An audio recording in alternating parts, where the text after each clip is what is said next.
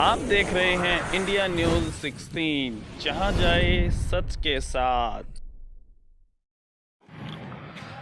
नमस्कार दोस्तों, मैं हूं प्रदीप कौशिक और आप देख रहे हैं इंडिया न्यूज़ 16। आज हम पहुंचे हैं BJRD स्कूल, जैसा सामने लिखा हुआ है, और ये है स्कूल की बिल्डिंग। BJRD स्कूल रिवासा फ्लाईओवर के नज़दीक है और इधर आप देख सकते हैं स्कूल की बसेज खड़ी हुई हैं। अभी स्कूल के अंदर चलेंगे, क्या कुछ माहौल है, लगातार इनकी खबरें आती हैं, आज ये प्रोग्राम है, आज वो प्रोग्राम है, तो चलते हैं अंदर। ये है स्कूल का दूसरा गेट और इधर देख सकते हैं ये एक रूम बनाया हुआ है, यहाँ पे एंट्री वगैरह करवाते हैं। पेड़ पौधे लगाए हुए हैं, हरियाली अच्छी है और सामने देख सकते हैं कूलर भी बढ़िया लगाया हुआ है। अब आगे आपको दिखाता हूँ मैं किस प्रकार से। इधर देखें अच्छे पेड़ पौधे हैं और ये गाड़ी भी लंबी चौड़ी गाड़ी खड़ी है यहाँ पे राज्यपाल जी की, और ये पूरी स्कूल की बिल्डिंग है। इधर क्लासेस हैं। ये स्कूल आप बाहर से देख सकते हैं और इधर भी अच्छी ग्रीनरी लगाई हुई है स्कूल में। अंदर चलेंगे, क्या कुछ माहौल है, लेकिन इधर देख लेते हैं। ये प्लेग्राउंड कह सकते हैं, लॉन कह सकते हैं, या जो भी है। और यहाँ पर ये स्टेज बनाया हुआ है जहाँ बच्चे परफॉर्मेंस करते हैं। स्कूल की बस एक यहाँ खड़ी है, पानी पीने की व्यवस्थाएं हैं। अभी चलते हैं ऑफिस के अंदर, क्या कुछ हो रहा है अंदर स्कूल में। काफ़ी बार सुने हैं भाई, हर लगातार प्रोग्राम्स होते रहते हैं। सर है जी, तो अभी सर के ऑफिस में आ गए। सर नमस्कार। जी नमस्कार सर, कैसे हो सर? आप भी सुनाओ। बहुत बढ़िया। सर लगातार खबरें देख रहे थे भाई, अपना BJRD स्कूल है जो लगातार कभी कोई प्रोग्राम कभी कुछ होता रहता है, और पिछले कुछ दिनों में एक रिजल्ट भी आया था जिसका भी आपने काफ़ी अच्छा प्रोग्राम किया था, मैंने खबर देखी थी। तो लगातार किस प्रकार से कार्य आप कर पा रहे हैं? सबसे पहले तो प्रदीप जी, आपके व्यूवर्स को मेरी तरफ से नमस्कार। दूसरा मैं आपको ये बताऊं कि संस्थान जो स्कूल हैं उनमें प्रोग्राम तो होते रहते हैं जी। पीछे जो प्रोग्राम हुआ था वो तो इसका हुआ था कि हमारी एक बेटी थी वर्षा तंवर, सुपुत्री श्री सुरेंद्र पाल जी पाली, उसने 10वीं की बोर्ड परीक्षा में डिस्ट्रिक्ट में दूसरा स्थान प्राप्त किया था। पूरे डिस्ट्रिक्ट, पूरे जिले में, जो कि पनियाड़ा मोड़ से लेकर के अपना कोदा के पद की तरफ चले जाते हैं जी, वहाँ पूरे डिस्ट्रिक्ट में दूसरा स्थान था।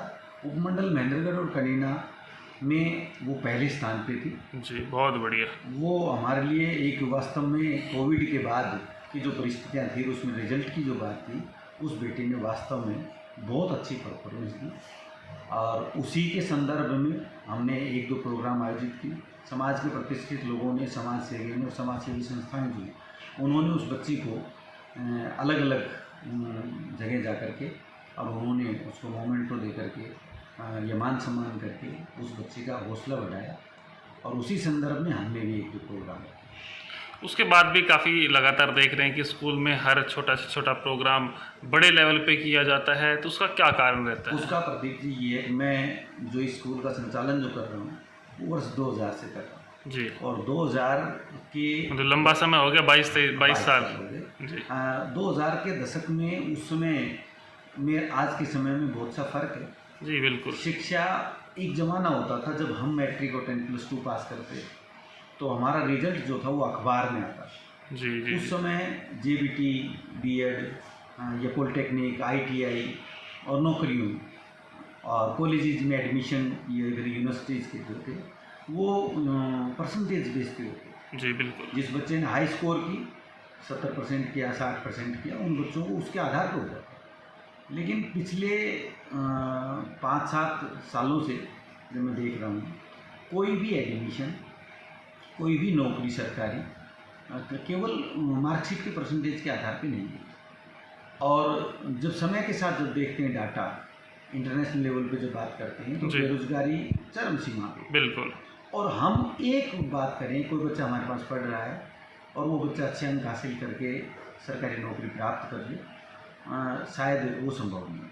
बिल्कुल। हम उसी बात को ध्यान में रखते हुए हमारा एक शेड्यूल, एक ईयरली बनता है उस शेड्यूल में हम ये रखते हैं कि स्कूलिंग करवाते हैं, उसमें एक रिजल्ट अच्छा देते हैं और उसका प्रत्यक्ष के प्रमाण की ज़रूरत नहीं है, वो हमने दिया भी कि ज़िले भर में दूसरा स्थान रखना। और वैसे BJRD को कम लोग जान पाते होंगे, लेकिन जब रिजल्ट बोलता है तो मेरे ऊपर तक नाम जाता है। हाँ, ऊपर तक नाम जाता है। साथ ही हमने एक चीज़ के लिए किया, जो छोटे से छोटा कोई भी त्यौहार हो, कोई भी को करिकुलर एक्टिविटीज़ हो, मतलब जिससे बच्चे का सर्वांगीण विकास हो, उसकी झिझक खुले, उसको कुछ नया करने का मौका मिले, इन चीज़ों को ध्यान में रखते हुए हम स्कूल का एक ईयरली प्लान हमारा होता है। हम उसमें हर त्यौहार, हर कोई महान आत्माओं की जैसे जन्म तिथि, पुण्यतिथि, हम उनको बड़े ही धूमधाम से सेलिब्रेट करते हैं। अभी तीज का त्यौहार लेटेस्ट मनाया गया, उस बारे में क्या कहें? जी, तीज का त्यौहार हमने मनाया बुरी तैयारी के साथ और समय के साथ। त्यौहार जो है वो तो मतलब समाज से थोड़ा सा कट ऑफ सा होता जा रहा है। जी, पहले ज़माना था जब उसके त्यौहार की तैयारी के लिए कई महीने पहले, वो आजकल तो बहुत कम झूले देखने को हाँ, मिलते कम हैं, है। पतंग भी नहीं मिलते। हाँ, फिर भी हमने अपने स्कूल में पूरी तैयारी के साथ झूले हमने बड़े बच्चों के लिए डाले, छोटों के लिए डाले, और साथ ही जो काइट मेकिंग प्रतियोगिता एक हमने रखी थी, जी, जिसका मुझे इतना अंदाज़ा नहीं था कि बच्चों के अंदर इतनी निपुणता है कि बच्चे अपने घर से या अपने स्कूल में बैठ कर इतने सुंदर सुंदर पतंग बनाने का हुनर उनके अंदर है। वो हमें इन प्रतियोगिताएं हम करवाते हैं, इन्हीं में हमें बच्चे के हुनर का पता चलता है। अभी कुछ समय पहले PTM करवाई गई, उसमें बताया गया किसी एप्लीकेशन के माध्यम से या कुछ ऐसा क्या कुछ करने को कहा था बच्चे, जिससे फ़ायदा होगा बच्चों को? जी, पीछे PTM जो की गई थी वो सेशन छुट्टी के बाद, जब हमारा जुलाई में सेशन शुरू हुआ, उसमें हमने जो अप्रैल मई में जो पाठ्यक्रम को कवर किया, जुलाई में जो कुछ पढ़ाया, उसमें गेट टुगेदर होने के लिए हमने PTM का आयोजन किया और उसमें हमने एक एप्लीकेशन के साथ कोलिब्रेशन किया था टीचमेंट के साथ। जी, तो उनका हमें उसका सॉफ्टवेयर जो है स्कूल मैनेजमेंट का, उसके साथ साथ वो हमने उसमें ऑनलाइन क्लासेस के लिए हमने कोलिब्रेशन किया। उनकी ऑनलाइन क्लासेस, स्टडी मटेरियल, सब कुछ उसमें मिलता है, उसी की ओपनिंग हमने उस दिन की। अच्छा, एक पोस्ट मैंने आपकी देखी थी कि आप घर से स्कूल आ रहे थे, तो रास्ते में क्या कुछ हुआ था वो तो प्रदीप जी ऐसा था, मैं एक शिक्षक हूँ, समाज में बच्चों का मार्गदर्शन करता हूँ और समाज में भी जो लोग हैं तो उनमें आपसी जो जन समस्याएं हैं उन पर भी कई बार विचार करना जी, बिल्कुल। मतलब मजबूरी से हो जाती है। वो मेरा घर जो है वो कनीना रोड पे है और वहाँ रिवासा फ्लाईओवर से और 1 किलोमीटर कनीना रोड की तरफ बढ़ते हैं। ऐसी दशा और दुर्दशा मैंने जीवन में कभी नहीं देखी। मैं पिछले 2 वर्षों से 3 वर्षों से आप लोगों के, हमारे जो भाई यूट्यूब चैनल के माध्यम से मतलब जनता तक पहुंचाते हैं, मुझे तो दुख उस बात का होता है प्रिंट मीडिया उन चीज़ों को कभी नहीं उठा करना चाहते कि उनका हक बनता है कि कोई भी अगर ब्यूरो चीफ, इतना सुंदर नाम है, उनको ऑफिस देते हैं, उसका एक हक बनता है जन समस्याओं को उठा। उस दिन हुआ क्या था, मैं और मेरे धर्मपत्नी इन दोनों बाइक से स्कूल आ रहे थे। इतना अंदाज़ा हमें नहीं था कि रोड पे पानी की वजह से इतना गड्ढा होगा कि अमूमन वो 6 फीट के करीब गड्ढा होगा। तो उसमें हम जा गिरे। भला उसका तो वो तो राहगीरों ने, बस प्राइवेट के कोई संचालक थे, उन्होंने हमारी हेल्प की और मुझे बड़ा बुरा लगा कि मैं सोचता हूँ जहाँ प्रचार और प्रसार में देश और प्रदेश की जो सरकारें हैं वो हर हिस्से का मतलब जिलेवार उनकी ग्रांट आवंटित करती हैं और ग्रांट आवंटित करती हैं, समान विकास की जब बात होती है और सबको साथ लेकर के बात चलने की होती है, तो मैं कहता हूँ हमारे हिस्से का वो चीज़ प्लानिंग में कहाँ गई, वो हिस्सा कहाँ चला गया। अगर मान लिया एक अकेले हम, दुख भी होता है, हर 5 वर्ष में वोट डालते हैं, बिल्कुल सारा कुछ करते हैं, लेकिन हमारे जनप्रतिनिधि जो हैं वो हमारी कोई सुनवाई नहीं करते। मैं मानता हूँ गाड़ी भी उनके पास करोड़ों रुपए की होंगी, उनको पानी नहीं लगता होगा, लेकिन उनको ये तो सोचना चाहिए जो जनप्रतिनिधि, भले ही उन्होंने विधानसभा के चुनाव में 5,000 वोट लिए हों, चाहे 50,000 वोट लिए, मैं तो ये कह रहा हूँ दुनिया खून दे सकती है, वोट नहीं दे। बिल्कुल बिल्कुल। और जिन्होंने वोट लिए, अफसोसजनक बात भी ये, 2 हमारे विधायक राव सिंह जी और एक वो JJP से जो हमारे हारे हुए प्रत्याशी रहे रमेश पालडी जी, उनके तो कार्यालय ही और वो हाउस जो उनके हैं फार्म हाउस वो उसी रोड की, और ये डिपार्टमेंट जो है वो दुष्यंत चौटाला जी के पास। बिल्कुल। और मैं कहता हूँ हमारी यहाँ की जनता, मूर्ख तो मैं नहीं कह सकता, जनता जनार्दन होती है उनका अपना। लेकिन जब सरकार को लगता है पूरे हरियाणा में किसान आंदोलन के रूप में जब वो चला हुआ था एक तरह से, उस समय बिल्कुल कंफर्ट जोन उनको महेंद्रगढ़ और नारनौल मिला। बिल्कुल। उन्होंने उसमें रैली करी, दुनिया ने ताली बजाई, सारा काम किया। लेकिन इस बात पे कभी इस बात की नहीं की जाती कि जो ये तो मेजर है, जो महेंद्रगढ़ से रेवाड़ी और दिल्ली गुड़गांव को जोड़ता है, उस रोड की ये हालत मैंने कभी अपने जीवन में, ऐसा रोड की दशा मैंने कहीं नहीं। सर अभी स्कूल की बात करते हैं, वो सामाजिक बातें थी, तो क्या कुछ प्लानिंग है आगे स्कूल की अपनी? वो तो मैं थोड़ा सा भाव में बह गया था, क्योंकि पीड़ित और दुखी आदमी बिल्कुल बिल्कुल तो बिल्कुल अपनी बात रखता ही है। अगर जनप्रतिनिधि हमारी बात सुनने आ जाए तो आप तक ये बात नहीं जाती। बिल्कुल। अब अपन अपने स्कूल और उस पर आते हैं कि भविष्य की हमारी प्लानिंग ये है कि अभी कोविड के दौरान जो बच्चों का नुकसान हुआ उसकी भरपाई के लिए हम बहुत कुछ हमने प्रयास किया, और इसका लॉस जो है अगर साफ शब्दों में कहें तो उसकी क्षतिपूर्ति होना बड़ा मुश्किल है। जी बिल्कुल। लेकिन फिर भी जितने भी शिक्षण संस्थान जितने भी हमारे साथी शिक्षा के क्षेत्र से जुड़े हैं, सभी का ये संयुक्त प्रयास था कि उस कमी को, 2 वर्ष की कोविड की जो कमी थी उसको पूरा किया जाए। उसी की प्लानिंग को ध्यान में रखते हुए एक हमने नई चीज़ अब की बार और जोड़ी।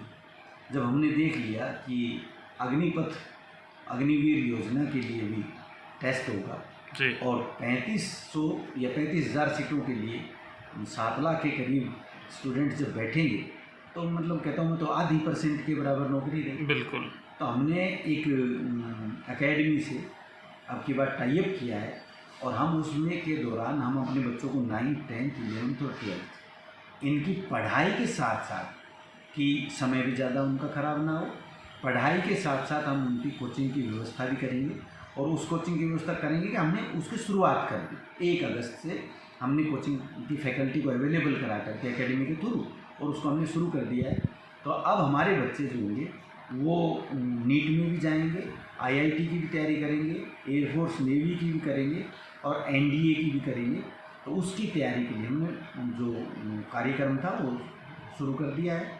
सर बहुत अच्छी बात है, शुरू तो कर दिया, लेकिन क्या इसके लिए कहीं कोई एक्स्ट्रा फीस का? हाँ, ये आपने बहुत सुंदर क्वेश्चन पूछा कि एक चीज़ होती है कहने में आता है भाई ऊँची दुकान फीका पकवान जी। ये शब्दों तक सीमित। जो भी आदमी एक आर्थिक रूप से मजबूत है वो इस बात को कभी नहीं सोचता। वो हमेशा उसका स्वभाव होता है कि वो कहीं न कहीं ग्रुप ऑफ इंस्टीट्यूशन बड़े बड़े संस्थान में बिल्कुल। और उनकी एक सोच भी होती है कि भाई मेरा बच्चा जो है वो गरीब के बच्चे से मिले। हमने इस चीज़ के लिए बहुत मंथन किया संस्था में, और हमने एक चीज़ देखी कि अगर हम पैसे की बात करेंगे तो मोस्टली बच्चे जो हैं, पेरेंट्स जो हमारे पास मिडिल फैमिली के पेरेंट्स आते हैं जी। उनके पास आर्थिक जो है वो जो स्टफ़ है वो थोड़ा सा कमज़ोर, और महंगाई चरम सीमा पे है। तो एकदम से हम करते हैं तो उसमें व्यवस्था बिगड़ती, पेरेंट्स की शिकायतें आती। तो हमने अब की बार ये कोचिंग व्यवस्था जो रखी है वो तो हमने फ्री ऑफ कॉस्ट रखी। बिल्कुल फ्री। बिल्कुल। लेकिन इसमें हमने एक थोड़ा सा एक पेच ज़रूर डाला है कि देखो बिना पैसे के काम नहीं चलता। जो संस्था से टाइप किया हो तो पैसा ले। जी। हमने अपने बच्चों से पहले कहा था कि आधा आप बोझ वहन कर लो, आधा हम कर लेते हैं। लेकिन कुछ बच्चे उसके लिए भी तैयार नहीं, क्योंकि उनको स्कूलिंग नज़र आता है। बाद का जो भविष्य उनको उन पर सोच भी नहीं पाते। जी। फिर हमने तो प्रदीप जी एक ही काम किया कि अपने बच्चों से कह दिया कि भाई आप हमें 15 तारीख तक, महीने की 15 तारीख तक अपनी जो मासिक फ़ीस है वो आप जमा करा दें, और जो बच्चा मासिक फ़ीस 15 तारीख से पहले जमा करा देगा उसको कोचिंग की व्यवस्था फ्री ऑफ कॉस्ट मिलेगी। वाह जी। तो हमने उनसे कुछ लिया भी नहीं, और स्कूल का जो बजट है वो भी मेरे ख्याल से चल जाएगा। बिल्कुल। टाइम पे हम अपने खर्चे पूरे कर पाएंगे, और जो फैकल्टी में अवेलेबल कराई है वो भी थोड़ा सा कॉस्टली पड़ती है, उसके खर्चे भी उनसे निकल जाए। बहुत बढ़िया सर। एक बात और पूछना चाहूँगा पर्सनली है, जब मैं अंदर आया तो एक लंबी चौड़ी गाड़ी खड़ी थी। जी। तो क्या वो अपनी ही है? सर ये तो समय के साथ है अपनी, और इसकी ज़रूरत होती है। मेरा सफ़र जो था वो कॉलेज टाइम में मैं साइकिल से सफ़र करता। समय के साथ अपने जीवन को थोड़ा सुलभ बनाने के लिए थोड़ा बहुत इतना रखना पड़ता है। ये आप सब की है। बहुत बहुत धन्यवाद सर। ठीक है।